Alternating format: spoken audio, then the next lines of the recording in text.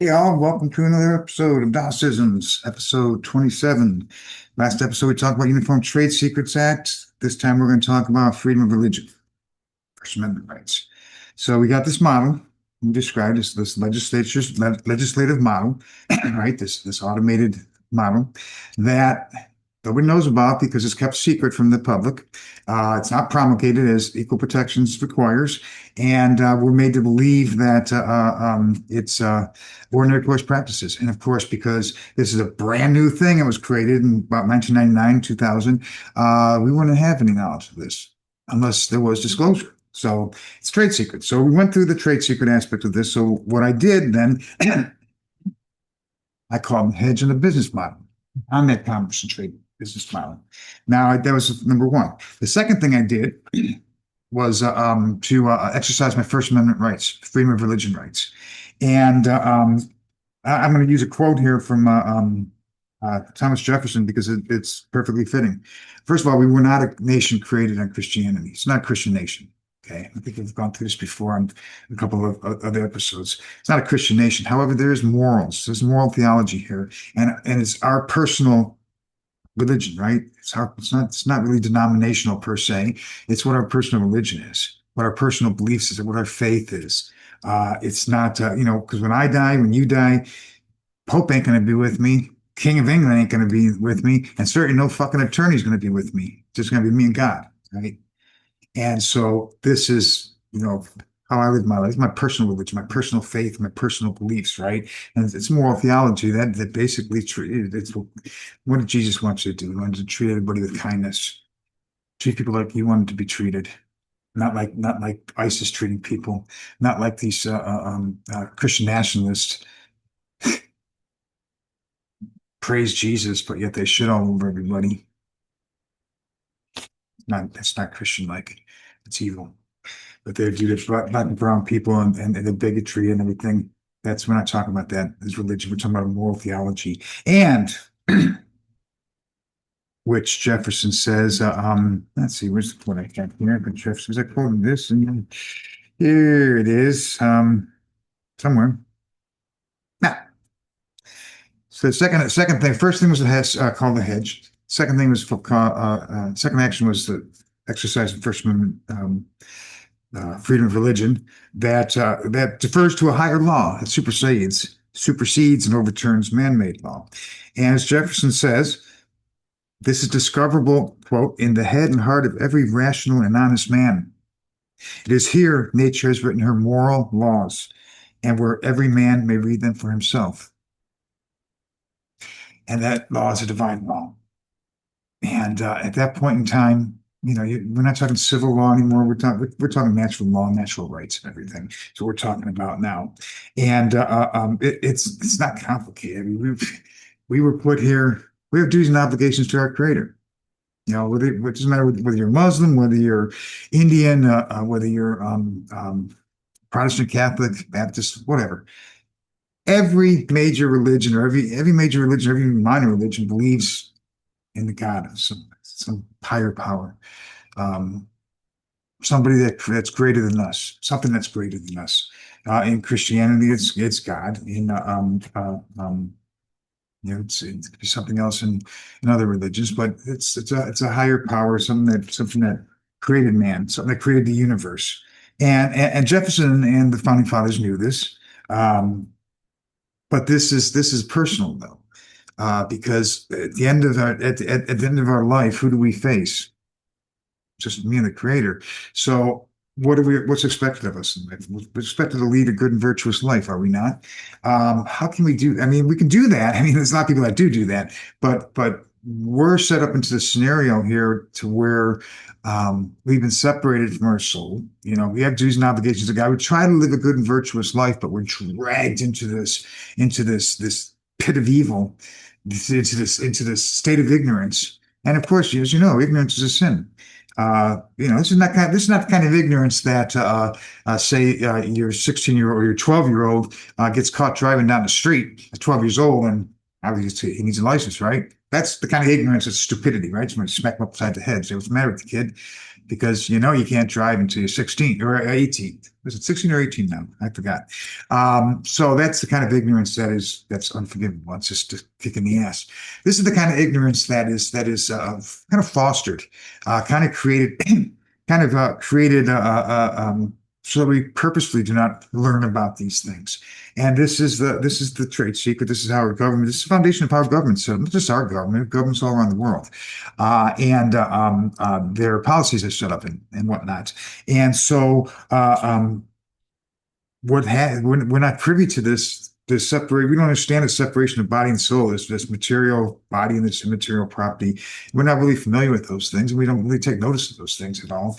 And we should. We need to, because God created us in.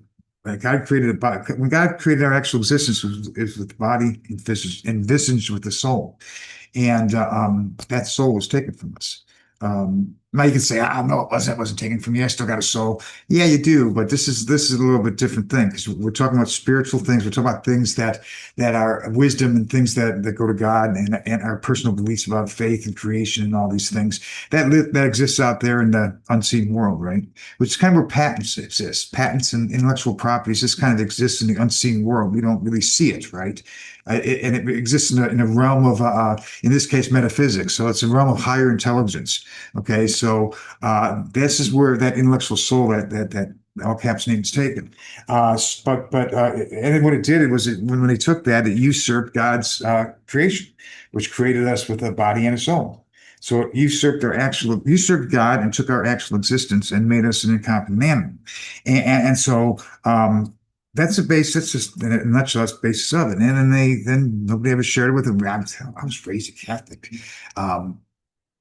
I was 4 years, or I was 8 years in a Catholic parish. I had Sister Karen beat the shit out of my hands because I held a pencil on, still do. And then went to an all boys high school, Catholic high school. And there's things and I probably wasn't paying attention. I was kind of a troublemaker in school and didn't do too well as far as discipline is concerned. But I know I would have known some things that would ring a bell nowadays, like the Summa Theologia. Never heard of the fucking thing, but it's a huge, huge thing. It's really what the basis of things, that and Aristotle and stuff. I never paid any attention to this stuff. I never remember even hearing about the Summa Theologia in my Catholic schools.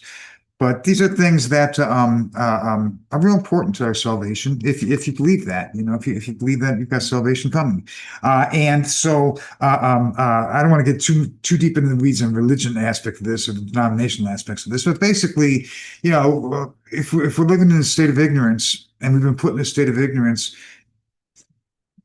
that's where we are. We're in a state of ignorance. That's how we exist.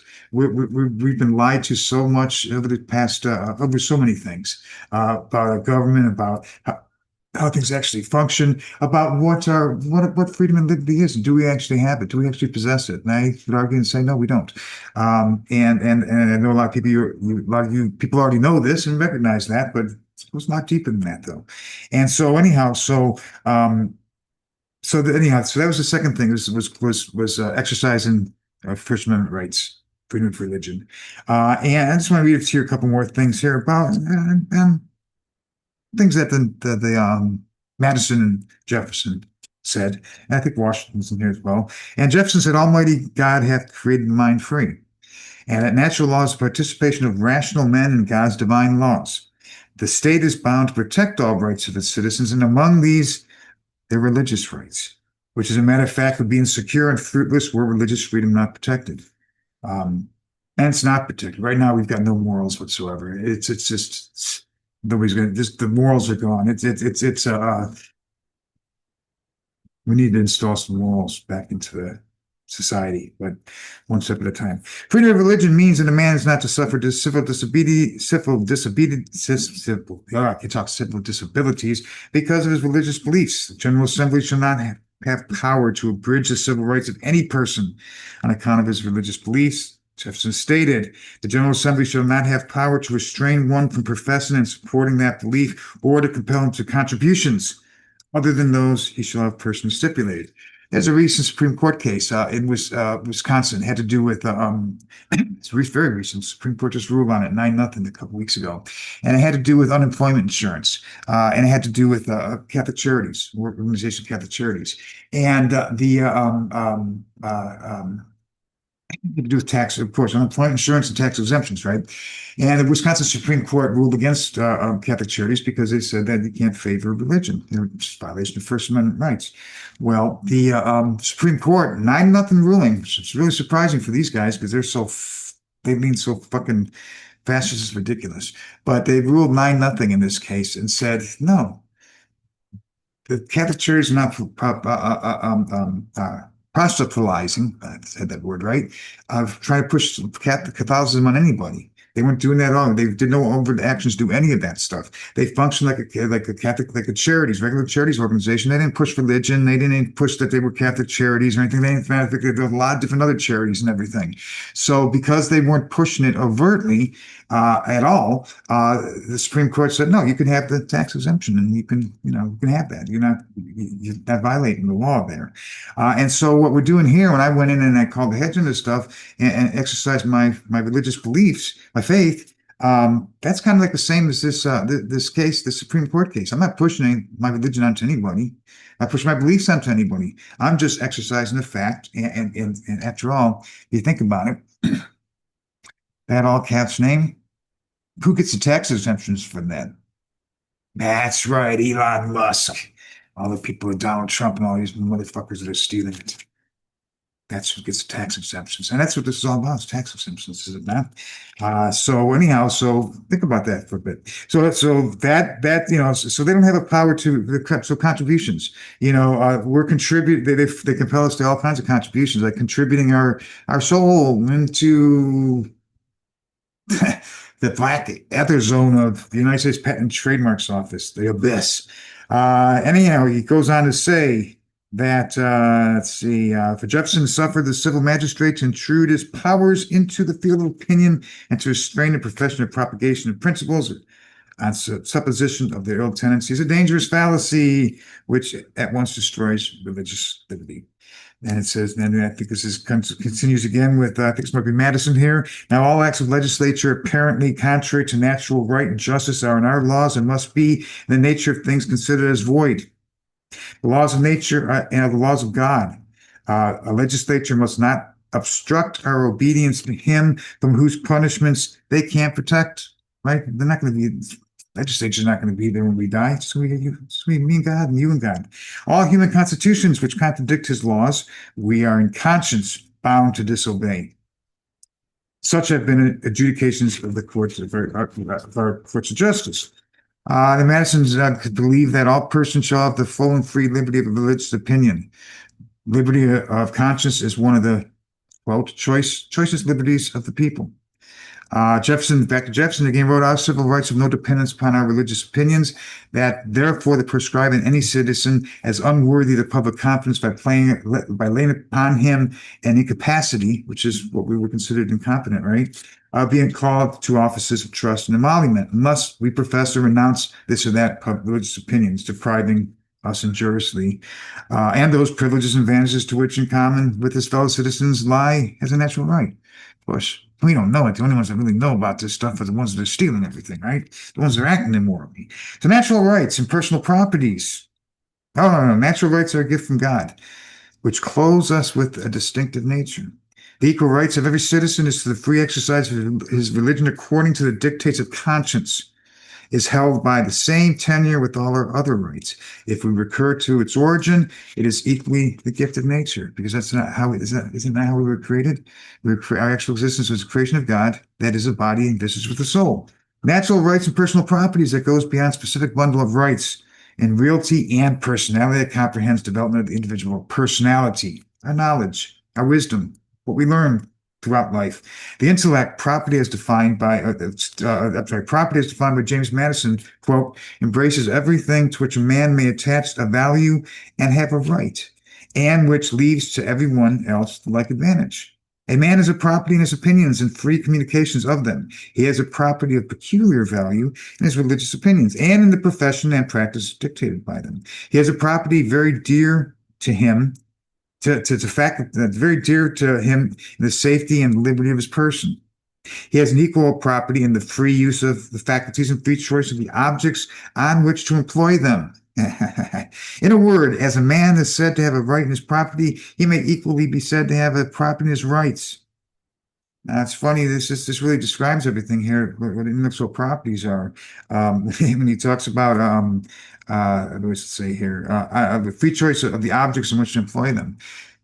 Our all caps name, that artificial person, it is made the subject of thousands of patented processes and attached to thousands, even more, tens of thousands more trademarks that we should be getting returns on. It's collateral property. It's collateral. It's collateral. We're the capital that funds everything, people. And we should be getting the returns on these things. And we're not.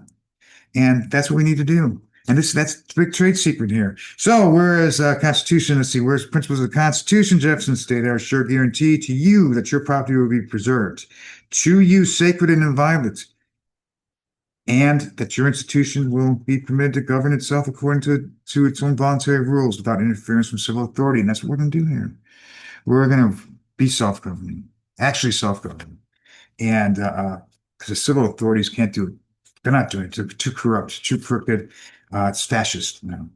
So the goal of the state is the temporal happiness of man, and its proximate purpose, the preservation of external juridical order, and the provision of a reasonable abundance of means of human development in the interests of its citizens and their posterity. Quote, government is instituted to protect property of every sort, as well as that which lies in the various rights of individuals, as that which the term particularly expresses. This being the end of government, that alone is a just government which impartially secures to every man whatever is his own. The end of governments for us is when we die, right? We die, we're gone, right? We're out of here. Soul departs our body, and government doesn't matter to us anymore, does it? And that's what this is all about. What we're talking about here is we're talking about concealed estate that's very, very valuable. As a fact, its value is incalculable. And that has been, and it's held in abeyance for us. So in the unlikely event that we come forward and say, hello, I'm here. I'm an actual man, see, body, soul. I know about all the shit that you've been pulling here, and I'm calling the hedge on and exercising my freedom of religion rights. Give me my shit back.